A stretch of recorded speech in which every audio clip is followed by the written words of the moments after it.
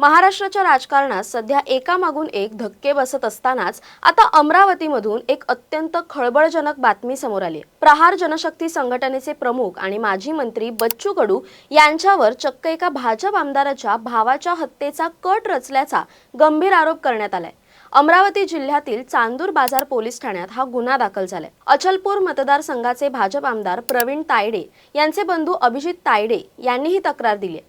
तक्रारीनुसार बच्चू कडू आणि त्यांचे सहकारी गोलू माहुरे यांनी संगनमत करून अभिजित तायडे यांचा अपघात घडवून आणून त्यांचा जीव घेण्याचा कट रचला होता।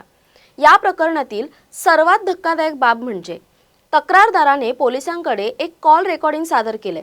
या ऑडिओ क्लिपमध्ये हत्येचा कट कसा आखला गेला याचं संभाषण असल्याचं सांगितलं जाते। हा पुरावा आता एका पेनड्राईव्हद्वारे पोलिसांच्या स्वाधीन करण्यात आला असून तो तपासणीसाठी फॉरेन्सिक लॅबमध्ये पाठवण्यात आलाय। चांदूर बाजार पोलिसांनी या प्रकरणी गांभीर्याने दखल घेत भारतीय न्याय संहितेच्या कलम 55, 58 आणि 61 अंतर्गत गुन्हा दाखल केलाय।